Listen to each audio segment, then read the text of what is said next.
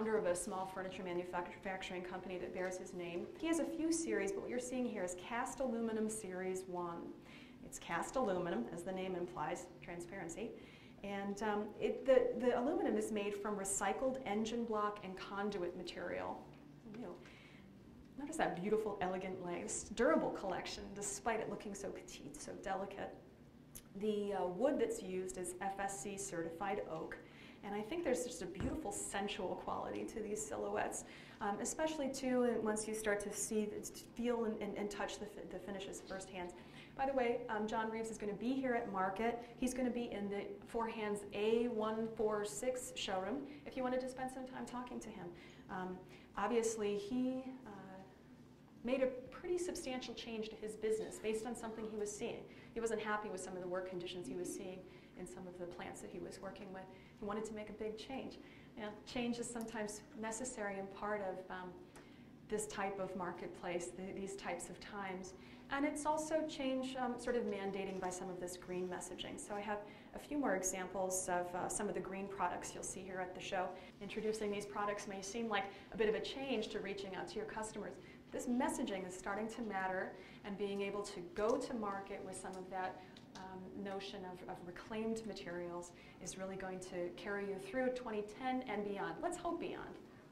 Let's hope we kind of continue buying with a conscience and buying with a contemplative mind.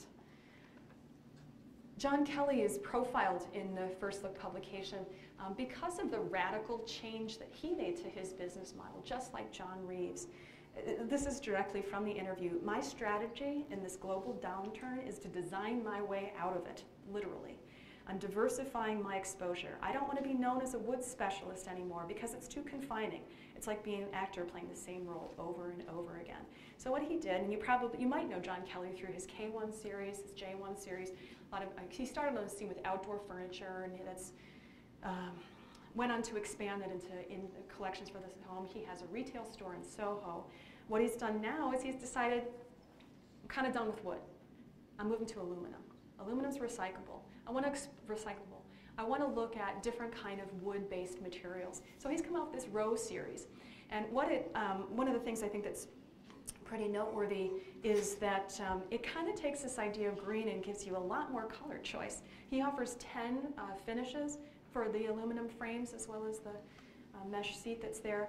You heard me talk about bamboo. Here's a great use of bamboo. This is from Aspen Home's Origin collection. Like this collection for a few reasons. First off, you have that sustainable material message. At the same time, look at all that extra storage in the front. This is part of their Live 360 collection, which means that the nightstand has a laptop recharging station, a place you can plug in your portables and have them recharge overnight. Aspen Home is located here in Building B. I'm going to show you another collection that's new from them here this market. In the beginning, in the beginning of the presentation, I mentioned this idea of taking comfort in the classics and this idea of timeless elegance.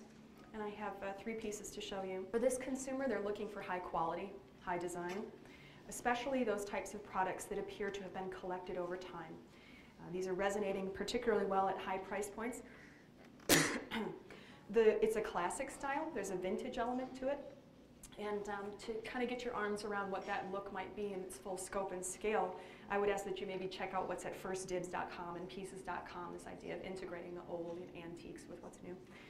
It's not overly matched. In fact, it's an overall sense of sophisticated eclecticism, which is key to its success. And despite the economic turbulence of the past year, there remains a customer for these high-ticket products. In fact, the shopper is willing to pay top dollar for the guarantee of timelessness, the guarantee of authenticity. What you're seeing here on the left, excuse me, is the cafe chair and Mark dining table. It's from Kindle. They're also represented in the Robert Allen Beacon Hill showroom. Spend some time there in that space. You're going to see a lot of lines in one destination, and a lot of the lines in there speak to this idea of timelessness, classic elegance, upper-end price points, and reaching out to the consumers that can support those. You're also seeing the Montplaisir table from Cameron. This is based on a design that dates back to the 18th century. And you're going to see a lot of familiar elements of classicism, the ram foot, the sort of ram's head, and mahogany. A lot of design in this piece, great accent piece, and as I mentioned just a moment ago, this isn't about a matched look. This is about this idea of a more eclectic look, of course. And then I don't know if you're any sculpture fans, any sculpture art history fans. Christopher Guy's come out with a new accessory collection, and this piece that I'm showing here is actually inspired by a Constantine Brancusi sculpture. It's heavy. This baby's about like 19 inches wide. It's a pretty substantial piece. Rests on that black base. Immediate sort of authenticity, immediate elegant, immediate classic for sure. We also talked a little bit about, in the beginning, I sort of overviewed this idea of ethnic motifs and ethnic prints. So I want to show some images that show, that illustrate the new ways we're looking at this particular motif and pattern. Ikat prints, that's what you see here on the bedding, is still very relevant this season and well into 2010. It's a handcrafted quality, and that handcraftsmanship speaks to authenticity. That authenticity speaks to value. That value makes the consumer say, I want it. May not have necessarily been printed by hand block printed, and that's what ikat prints are. Nevertheless, the look, the motif, it fires on that cylinder for the consumer. In this group here, you're also seeing an area rug called the Tamara, which is based on a Russian garment motif, a Russian garment design. And in the past, we might have seen the ethnic prints sort of limited to the animal skin colorways. I talked about that a little bit earlier. Look at how color sort of plays into these ethnic motifs now. Look how it all kinds of works together. We talked a lot about neutrals, but there's also some interesting things to take note of in colors. And if you look in the First Look publication and our color spread, too much stuff here. You're going to see this real compelling pull quote. It's page 8. By the way, those color chips that you see there, those color swatches, those are from the Sherwin-Williams 2010 palettes. Jack is going to talk about 4 key looks, and these are some of the specific hues that she asked to have in the publication that we recreated through CMYK blends, so in all accuracy is intended. By the way, I put them against the paint chips. They're not too far off, so these will give you a pretty good sense of colors that are going to resonate in 2010. According to Jackie, and as you see in the pull quote, as today's economy continues to shift our sense of stability and control, we're seeing people return to reliable and trusted elements of life. In her new color forecast for 2010, it speaks directly to that trend with colors that evoke feelings of comfort, strength, and security. These solid, earthy colors provide strong anchors in the simplified, treasured, and rooted themes. And then there's a whole nother palette called Refreshed, sort of sunny optimism. Maybe it's a cautious optimism. Nevertheless, it's color and it's about optimism. And you see a lot of those values here in this Company C piece. And it's called, one of the colors is Summer Day and Pickle.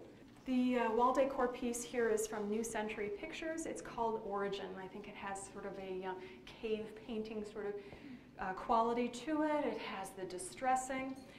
The fabrics are from Larry Laszlo's new collection for Robert Allen. And we have a very brief interview with Larry on page 11 of the First Look publication.